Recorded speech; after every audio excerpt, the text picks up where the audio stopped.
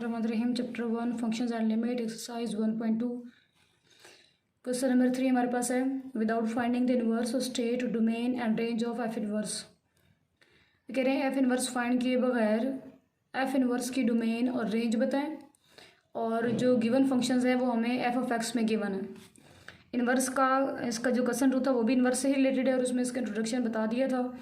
थोड़ा सा डोमेन और रेंज के हवाले से बता रही हूँ कि अगर पहला सेट हमारे पास आ जाए एक्स, दूसरा सेट हमारे पास आ रहा है वाई और फंक्शन अप्लाई हो रहा है एक्स से वाई की तरफ, मतलब जो एफ है function from x to y, तो एफ इनवर्स क्या होगा? एफ इनवर्स है इसके अपोजिट जाएंगे, वाई से एक्स की तरफ ये एफ इनवर्स आ रहा है। अब अगर फंक्शन एफ की बात करूं तो जो एक्स है वो हमारे पास उसकी डोमेन है और जो वाई है वो उसकी रेंज बन रही है। लेकिन जब एफ इनवर्स की बात की तो अब एफ वाई से शुरू होके, मतलब वाई के एलिमेंट्स पे एफ इनवर्स अप्लाई होगा, आंसर एक्स में से आएगा। जो आगे वाला सेट होता है वो आंसर होता है। तो जब एफ की बात करेंगे तो एक्स हमारे पास डोमेन है, उस पर फंक्शन अप्लाई किया, आंसर हमारे पास वाई में से आया और जो आंसर होता है उसी को हम रेंज का नाम दे रहे होते हैं। एफ इनवर्स के केस में हमने एफ इनवर्स एफ वाई पे अप्लाई करना है और आंसर एक्स में से आएगा, मतलब जो एफ इनवर्स है वो वाई से एक्स की तरफ है। तो अब यहाँ पे जो वाई है वो एफ इनवर्स की डोमेन है और जो एक्स है वो एफ इनवर्स की रेंज बन जाएगी। एक्स एफ के लिए डोमेन और वाई रेंज है और एफ इनवर्स के लिए वाई डोमेन बन गई और जो एक्स है वो रेंज है। तो यहाँ से हमें ये बात पता चली कि जो एफ़ की डोमेन है वो एफ़ इनवर्स की रेंज हो जाएगी, जो एफ़ की रेंज है वो हमारे पास एफ़ इनवर्स की डोमेन बन जाएगी। तो एफ़ हमें गिवन है, एफ़ की हम डोमेन और रेंज फाइंड करेंगे और उसी के ही ऑपोजिट करके हम बता देंगे कि ये एफ़ इनवर्स की डोमेन और रेंज आ जाएगी। फर्स्ट पार्ट हमारे पास है f of x is equal to √2x+2। अब ये जो फंक्शंस हमारे पास हैं ये रियल वैल्यूड फंक्शन है।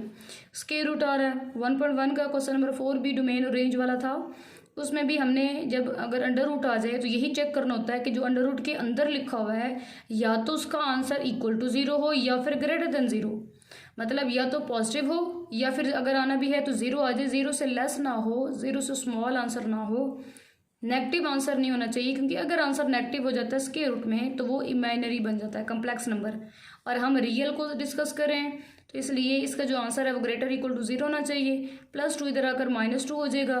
तो डोमेन हमें एफ ऑफ एक्स की पता चली कि -2 हम ले सकते हैं, एक्स की वैल्यूज़ -2 के इक्वल है और बाकी -2 से ग्रेटर है, तो -2 से ग्रेटर नंबर सारे पॉजिटिव वाली साइड पे आ जाएंगे। तो डोमेन इसकी बन गई -2 से इन्फिनिटी।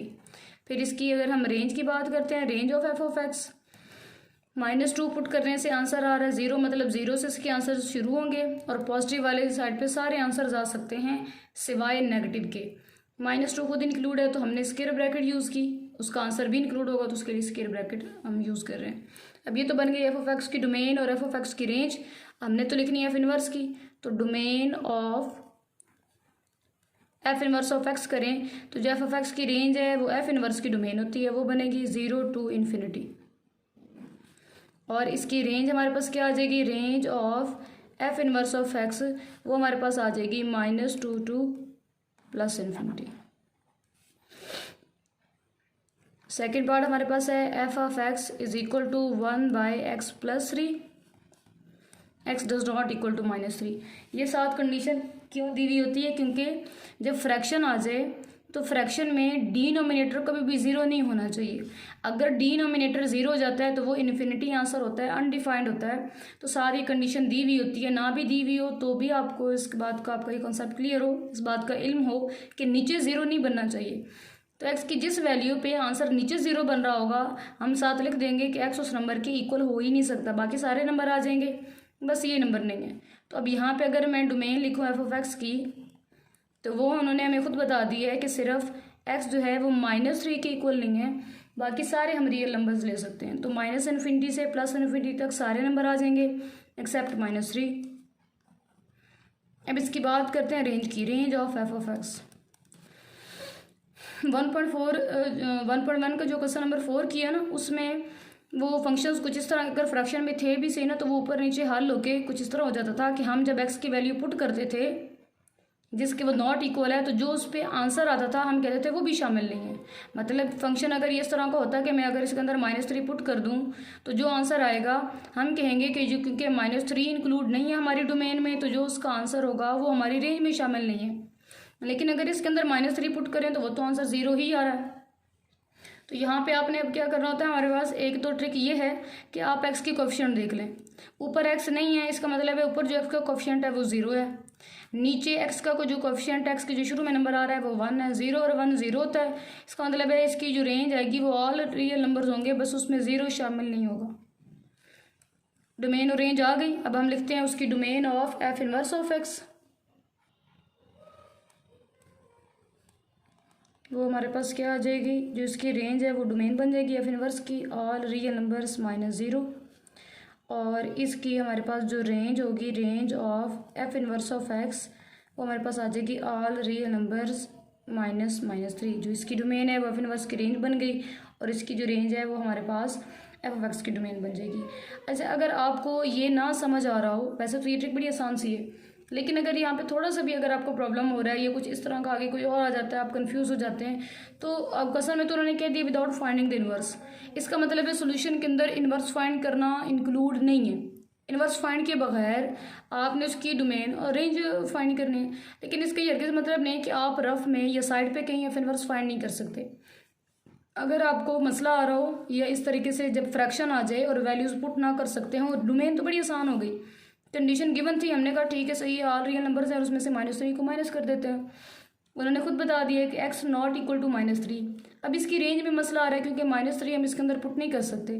तो जब पुट नहीं कर सकते तो या तो ये ट्रिक कर लें कि x के कोएफिशिएंट लिखें, ऊपर x है नहीं मतलब 0x है, +1 नीचे 1x +3 लिखा हुआ है, ऊपर 0x का कोएफिशिएंट नीचे 1 है तो वो बन रहा है 0। तो जो इस तरह आंसर आएगा वो हमने उसकी रेंज में से निकाल देना है। लेकिन अगर ये मुश्किल लग रहा हो, या मैं फिर कह रही मुश्किल तो नहीं है, कन्फ्यूजन कहीं पे कोई हो रही हो, तो आप साइड पे इसका इन्वर्स फाइंड कर लें, क्योंकि क्वेश्चन 2 में इन्वर्स ही फाइंड किया है। इसका इन्वर्स फाइंड कर लें और उसके अकॉर्डिंग आपको जो है उसकी रेंज पता चल जाएगी। अब ये जो थर्ड पार्ट है, इसको हम इसका इन्वर्स फाइंड करके डोमेन और रेंज चेक कर लेते हैं कि डोमेन और रेंज इसकी कैसे होगी। थर्ड पार्ट हमारे पास आ गया, f(x) is equal to x - 1 over x - 4। खुद बुक वाले ने खुद हमें कंडीशन दे दी है, x does not equal to 4, तो डोमेन हम क्या लिख लेंगे f ऑफ x की, domain of f of x is equal to all real numbers, और एक्सक्लूड कर देंगे 4 को। डोमेन तो सीधी आ गई। अब इसका मसला आ रहा है इसकी रेंज का। रेंज को अब कैसे हल करेंगे, ट्रिक से हल करें। ऊपर x के स्टार्ट में 1 आ रहा है, नीचे भी 1 आ रहा है, ऊपर भी x का कोएफिशिएंट 1 नीचे भी 1, तो 1 ओवर 1 1 होता है, मतलब ऑल रियल नंबर्स, और उसमें 1 एक्सक्लूड कर देंगे, 1 शामिल नहीं है। और रियल नंबर्स में से 1 को हमने निकाल दिया। हमने डोमेन बतानी है f इनवर्स ऑफ x की। f इनवर्स ऑफ x की डोमेन बन जाएगी इसकी रेंज वाला आंसर, ऑल रियल नंबर्स, और उसमें से 1 माइनस कर दिया, और इसकी रेंज बन जाएगी range of f inverse of x is equal to all real numbers, और उसमें आ जाएगा 4 माइनस। ये आंसर तो आ चुका। अब हम कर लेते हैं इसका सेकंड मेथड से, और सेकंड मेथड में हम क्या करते हैं, और वो भी रफ में इन्वर्स फाइंड करके, और फिर चेक कर लेंगे कि f इनवर्स की डोमेन रेंज क्या होनी है। इसका इन्वर्स फाइंड करते हैं। थोड़ा सा डायरेक्ट बता रही हूँ कि f ऑफ x की जगह y, क्योंकि क्वेश्चन 2 यही सारा काम किया है।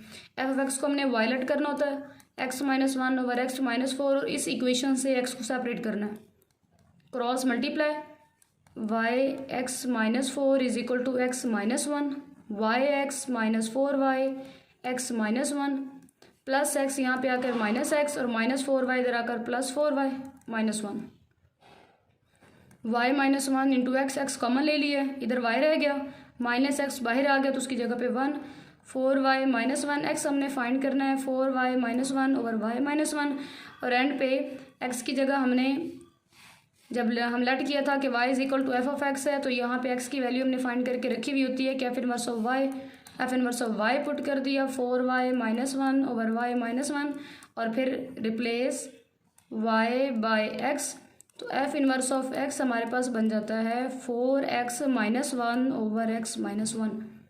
चाहे f ऑफ x है चाहे f इनवर्स ऑफ x है, जो x की वैल्यूज़ होती हैं वो डोमेन है। अब यहाँ पे चेक करें नीचे क्या कंडीशन होनी चाहिए। नीचे कंडीशन ये होनी चाहिए कि x 1 पे अगर हम 1 उसके इक्वल रख दें तो 1 - 1 नीचे बन जाएगा 0, और वो तो भी हमने बात की कि नीचे 0 नहीं होना चाहिए, इसका मतलब x does not equal to 1। तो जो इसकी डोमेन बनती है, domain of f inverse of x, वो बनेगी ऑल रियल नंबर्स -1। इसकी डोमेन का ही मसला था, क्योंकि अगर एफ ऑफ एक्स की डोमेन हमें पता चल जाती है तो एफ इनवर्स ऑफ एक्स की रेंज तो आसान है, क्योंकि वो तो कंडीशन आ गई। पीछे इसकी डोमेन का मसला आ रहा था, तो डोमेन हमने इन्वर्स फाइंड करके उसको हल कर लिया है। अब इसको उठा के हम इधर रेंज के अंदर भी पुट कर देंगे और यही फिर उसी को दोबारा डोमेन भी लिख देंगे। मतलब अगर आपको ये अगर ना समझ आ रही हो, ये यहाँ से कहीं कन्फ्यूजन हो रही हो, आप इन्वर्स फाइंड कर लें। इन्वर्स में साइड पे कहीं इन्वर्स फाइंड करके जो नीचे डिनोमिनेटर आ रहा होगा आपने उसको चेक कर लेना है। डिनोमिनेटर नीचे 0 नहीं आना चाहिए, तो जिस वैल्यू पे 0 बनता है वो वैल्यू हम एक्सक्लूड कर देंगे। वो एक्सक्लूडेड होगी तो फिर बाकी जो होगा वो आंसर हमारा ठीक हो जाएगा। फोर्थ पार्ट है इसका, f of x is equal to x minus 5 square and x greater equal to 5। उन्होंने खुद बता दिया कि भाई एक्स कहाँ से शुरू करना है हमने। Domain of F of x की बात करेंगे तो वो हमारे पास आ जाएगी कि 5 खुद भी इंक्लूड है और 5 से सारे ग्रेटर नंबर हमने एफ ऑफ एक्स में लेने हैं। फिर इसकी अगर हम रेंज की बात करें, रेंज क्या आएगी, 5 ही अगर पुट कर दें तो 5 - 5 आंसर आ रहा है 0, मतलब 0 से आंसर शुरू होंगे और ऊपर स्केयर है। स्केयर का मतलब है सारे आंसर्स पॉजिटिव ही होंगे, तो ये 0 से लेकर प्लस इन्फिनिटी तक हमारे पास इसकी रेंज आ जाएगी। तो domain of F inverse of x अगर लिखेंगे तो वो इसकी रेंज आ जाएगी 0 to प्लस इन्फिनिटी, और range of F inverse of x की तो वो कहाँ से आ जाएगी 5 से प्लस इन्फिनिटी। ये हमारा आंसर आ जाएगा।